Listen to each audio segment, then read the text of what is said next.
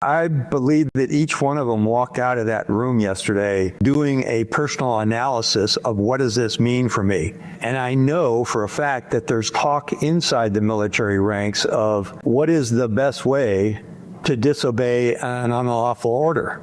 How do you do that? And especially now, given the recent Supreme Court ruling, which holds the president immune from criminal acts, but the people he's ordering to do these things are subject to those criminal violations.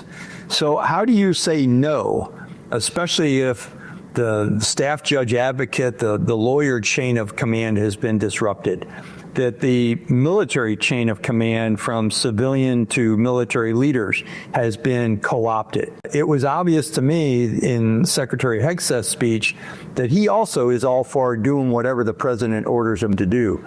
And that breaks the boundaries of what two previous Secretary of Defenses, both Mattis and Esper in the first term, when they were ordered to do illegal things, they spoke for the force and said, we don't do that. The Daily Beast podcast had that interview there with retired Lieutenant General Mark Hertling. I don't think we should underestimate the severity of what it is that he's talking about. Do you guys remember last week, of course, Pete Hegseth and Donald Trump went and spoke to military leaders, brought them all in from all over the world to come in one particular place and let Pete Hegseth's dumbass talk to them and lecture them about what a true warrior ethos is, because he's a Fox and Friends weekend warrior who then was given this job because of his extreme stupidity and utter loyalty to that fascist in the White House.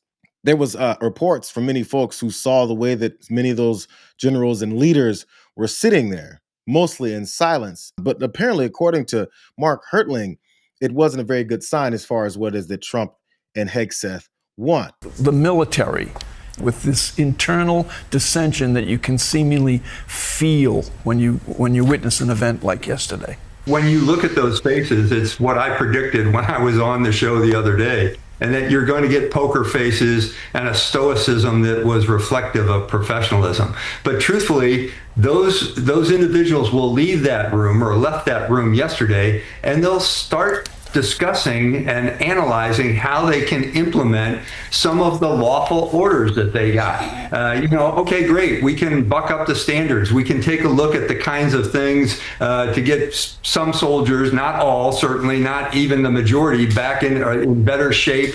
Take a look at what our ranks look like. But there were also soldiers and all ranks of services in that audience that said, wait a minute, when they were writing down the same kind of checklist that I was writing down, saying, wait a minute, we can't do that, or we shouldn't do that, or this is a true violation of what we are as professionals, or hey, I've got women in my ranks who are performing admirably. Why should I kind of lump them all together like the secretary did? Or I'm certainly now going to debate with myself, what am I going to say if I'm asked to go on the street and conduct illegal actions? And I guarantee you that the people in that audience will not execute illegal orders. We've been saying that for a long time. And it was an attempt at separating the military institution from the people that they defend. He said it pretty clearly, but I don't think we should overlook it. It was an attempt to separate the military leadership from the people that they defend. It's exactly what it is that we've been talking about. It's how Donald Trump said he's going to sick the military, thinks it's his on his political opponents. And his political opponents could be American citizens that stand in the street and protest. Standing in the street and protesting is what it is that he wanted to stop during his first term when he walked out there in D.C. with the Bible upside down, and there was protesters out there, and he wanted them to be shot in the legs. And Mark Esper, as Hertling also mentioned, was one of these defense secretaries that had to push back on this guy's objectives. Now he's got Pete Hegseth. Think about the difference in those folks. I want to highlight this other retired, what's his ranking? Malcolm Ritchie is his name. He posted this himself, retired lieutenant colonel from the Army. Malcolm S. Ritchie, Lieutenant Colonel, retired, U.S. Army Reserve, 3 combat tours in Iraq, 32 years of service in the United States Army, Army Reserve, and Army National Guard. I am here to express my outrage at the meeting in Quantico, Virginia, between Hegseth, Trump, and all of the senior officers in the United States military and the senior NCO Corps. Those generals, admirals, and senior NCOs sat there in stone-faced silence, listening to the most outrageous speeches ever made in United States military history by the Secretary of Defense and the President of the United States. Secretary of Defense, on his ridiculous rant, trying to take to school generals, admirals, senior NCOs with 10 times the leadership ability, the education, and the experience that the failed Major Hegseth could ever begin to understand.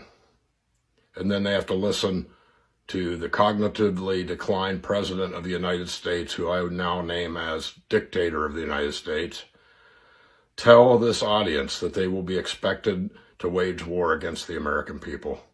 That's exactly what Trump said. So don't get on here and try to tell me that he didn't say it. Training grounds in American cities. What does that mean? They're going to go in locked and loaded into American cities, American neighborhoods, and use American citizens as pop-up targets on a live fire training range?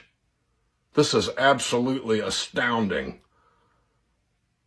abuse of power, which makes, by my estimation, Donald Trump a domestic enemy of the Constitution. Because my oath is to the Constitution, and don't you think for 1 minute, Mr. Trump, that there aren't millions of other veterans and retirees that feel exactly the same way. The violence is here. The guns are in our faces. I just hope enough people understand we're at the point now, because they're willing to shoot people, which I'm going to get to in this next story after this, that the violence is here even as they claim victimhood.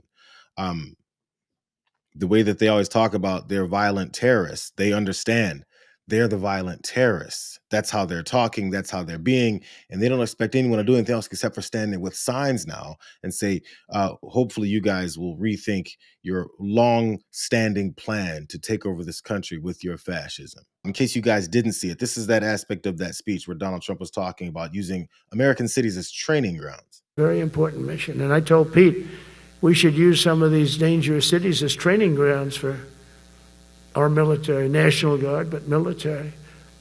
Because we're going into Chicago very soon. That's a big city with an incompetent governor, stupid.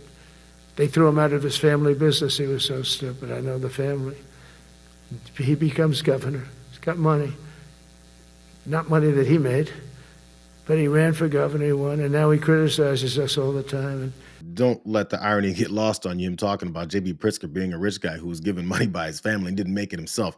Calm down with that. Everything is upside on its head. This guy's never done anything except for destroy businesses, take money, use it, waste it, and then claim that he's a genius. We know how this guy operates. But this is that speech in front of military leaders where he is airing his political grievances with somebody who criticizes him.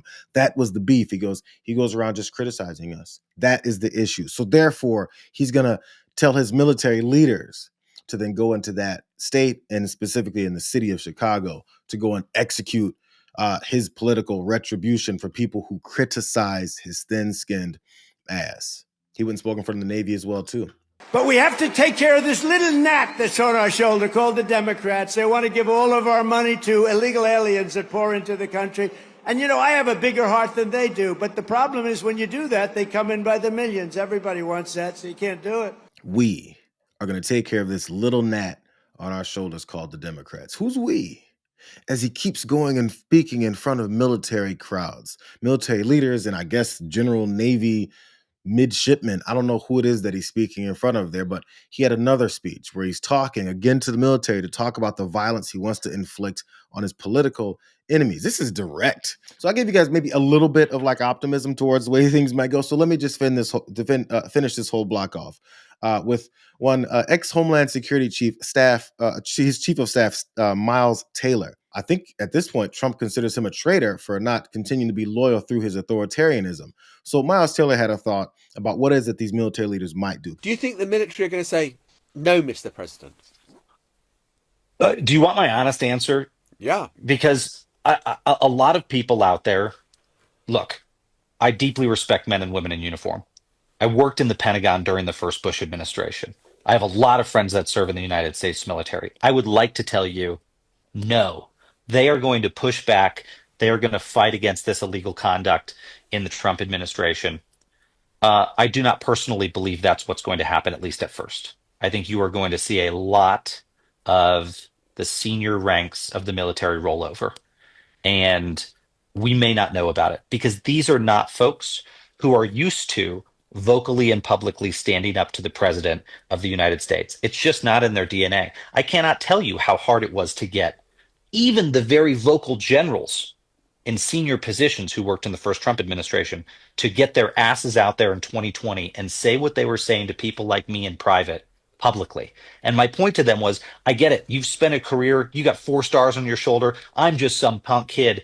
But you're telling me in private you think this man is a danger to the fabric of our republic? That's not something for dinner conversations. You need to go tell that to the voters who will decide whether to fire or rehire this man. Finally, those people did. But I'm telling you, it is not bred into members of the military to go out there and dissent from the president. So I think he's going to be quite successful in bringing the military to heel. And a quick example of that is what Donald Trump has already done off the coast of Venezuela in blowing up drug boats.